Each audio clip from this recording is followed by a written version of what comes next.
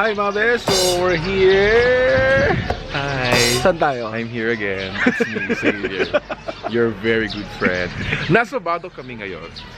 And we're in the Ilocos Chapel in the Ilocos Norte. And we're checking the beach and heading off to Badoc Island. Oh! Is here. I was gonna do a better entrance. I stumbled on my chair. I ruined the chapel. Oh, sorry, we're so noisy. We're in the chapel. We're nasa chapel pala kami. Yeah, we're in chapel. Are you okay? Are you okay? Are you okay? Sorry for ruining. You gotta be quiet in chapel. I almost hurt myself. I'm sorry. Respect the area. That was fine. That was cute. Nawala ako. So yan. So here Ilocos Norte, welcome. Hi Japet! So dito sa Ilocos Norte, we're very safe. I'm safe in Ilocos Norte. I'm in La Virgen Milagrosa. And I'm in Ilocos Norte. The good thing is, I'm safe in Ilocos Norte. And I'm amazing. Yeah, I'm Carlo Caldito. Yeah, so we're heading to the Badoc Island at my back. No, that's not Badoc Island. Over there, but we're, pagsasakay ka ng bangka, kailangan natin ng safety and security. Ang yung sinturong pangkaligtasan. Ang sinturong pangkaligtasan. Ilocos Norte is like super prepared for tourism. I mean, even the life vests have whistles.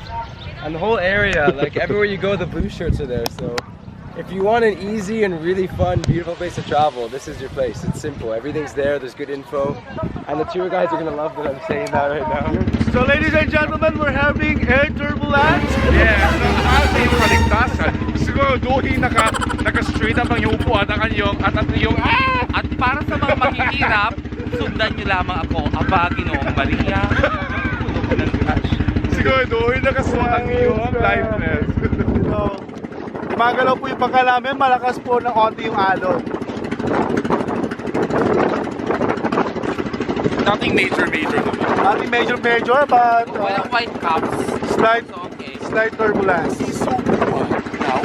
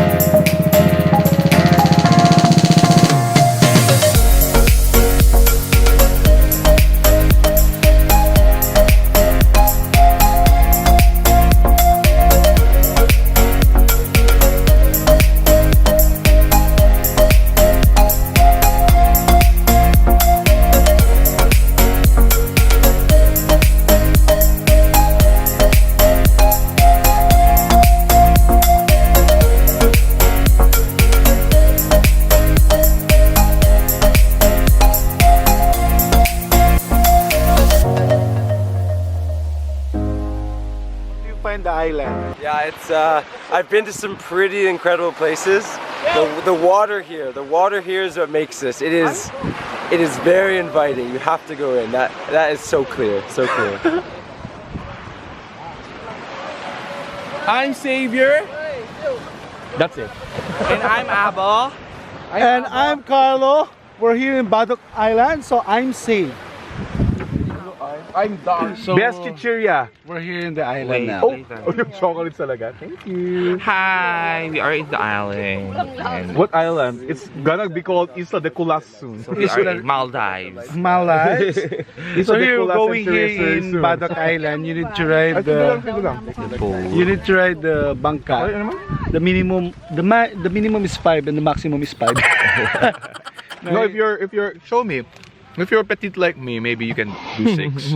Yeah. But if you're huge, But the maybe safest is 5.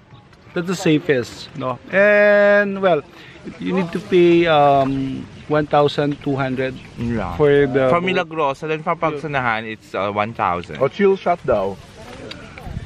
and Kulas is If you know the tourism officer, it can be lower. if or you free. know his Yeah. name. His Aba. If you know the provincial tourism officer, it can be free. And if you know me, I will help you to be free. So after a year, no, Pinicture ko na rin itong Badoc Island eh. So ngayon bumalik tayo. So mas lalo pa rumaming tao pumupunta, and still super linis pa rin ang tubig, very clear water pa rin. Clear water.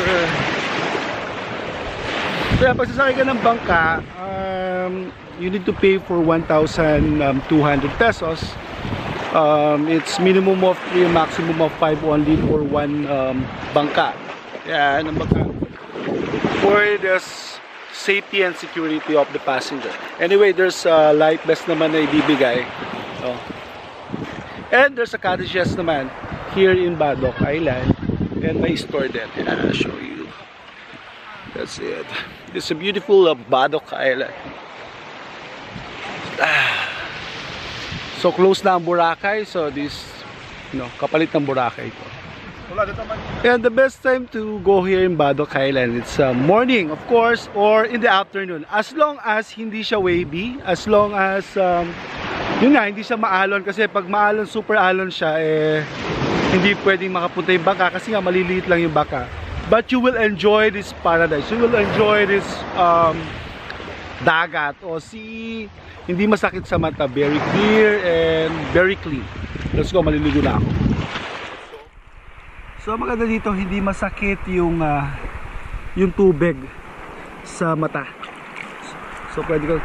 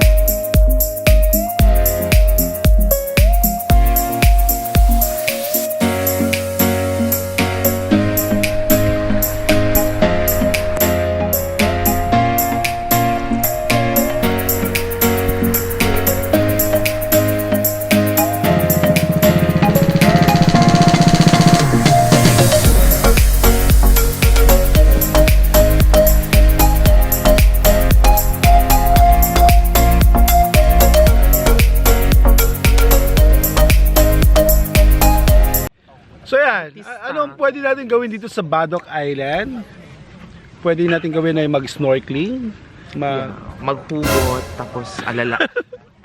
Remember the past. Yeah, pwede ka mamangka, pwede mo ikutin yung island using the bangka, and then Pwede ka rin magpakamatay. hindi naman. Snorkeling, cliff diving. Wait lang. Before you promote all those activities, let's say to everyone na wala pong facilities dito, okay? Kung may sarili kayong snorkel, you can snorkel if you can swim. You can do most activities here at your own risk and discretion. Kasi may mga for rent wala naman na snorkeling. Ay, may for rent na may for rent. kayo. Okay. In La Virgen Milagrosa. Yeah, because ladies and gentlemen, this island is a Ano private kayo? property. 1, 2, 3, 4. Yes. Private property, and ito nga ay for sale. How much? And it's a broker's price is I don't know. Yeah. We are not Message me for more commercial details. naman.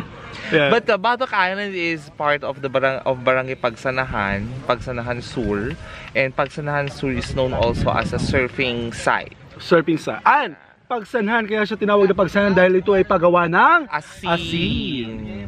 So they are still doing the ancient way of salt making here in this barangay. And then, ano kakaiba dito, yung paggawa nila ng asin, sinasabayan nila ng pagkanta. Yes. Hindi naman. So yan, swimming po muna tayo, and I love this island. Badoc Island. So Badoc Island. Ow, my toe. You step on my foot. So Badoc Island is good for a day tour. No more overnight camping is not yet allowed. Yeah, but Unless you're with Kulas. oh, Kulas is here again. I'm just jumping in. Yes. I'm taking over their vlog. Okay. Okay. Taking over the vlog. So, actually, 1 second. We'll try this one more time. You grab that. Grab this. You're gonna fall down Hold again. Hold up. So, in Ilocos, it's very safe. There's no snatchers or anything, but there is Kulas who snatches.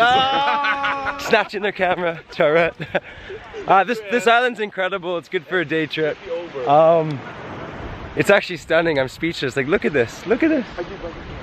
Gabi, man. All right. Hello, Xavier. There you go. You forgot your GoPro. Oh, I was just testing. I was testing the tourism operators And in your life Ilocos. vest, you forgot. Wanted that. Thank you, sir. Hi. I'll trade you your camera for GoPro. Hi! You're back. I'll put this on 1 second. I'll put this on over here. So we're leaving the island now. So mga best, kasama ko ang pinakasikat at pinakadebotong tourism officer ng Badoc, si Japet or Eva Maharlika. So tell me about here in Badoc, best. Badoc is the first municipality coming from the south. It's the gateway municipality to the beautiful province of Ilocos Norte, and Badoc is very known being the home of the two revolutionary heroes, Juan Luna and Antonio Luna. Antonio Luna, the famous punyeta. I'm Savior. And of course, Badoc is very lucky to be the chosen town of the miraculous patroness of the province of Ilocos Norte, La Virgen Milagrosa de Badoc, and the majestic Badoc Island. And I'm hungry. Invite them for the... Yes, you are all invited to come and witness a very miraculous day on May 31. That will be the canonical coronation of the patroness of the province of Ilocos Norte, La Virgen Milagrosa de Badoc. It will be a very sacred, miraculous event that will really pave historic, and it will become a great part of our heritage already, and it will make us prouder Ilocanos. And great again. So, I'm in Ilocos Norte. I'm safe in Ilocos Norte. Yes, because I'm Abba. And I'm Savior and I'm hungry. Let's go eat.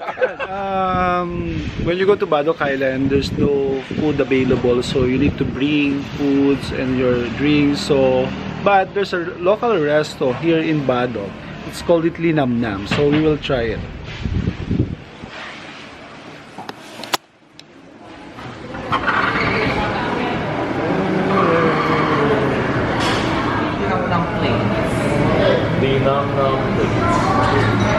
How does it sound?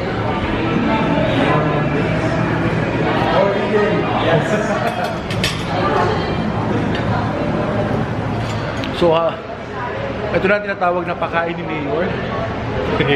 Thank you, Linam Nam Plates. Thank you, Ma'am Josie. Yeah. So, it's a new resto here in Badoc. Ano to? Hot pot. Hot pot. So, we do shabu-shabu there. Hot? Tangpak. We have hot pot here, and also with the Korean barbecue. It's a fusion of all the Asian culinary. Asian culinary. Yeah, but they serve a lot of seafoods. Yeah, they're seafood. One of the It's an all-day seafood restaurant featuring the varieties like crabs, shrimps, to prawn, tiger prawns like that. So when you go to Badoc,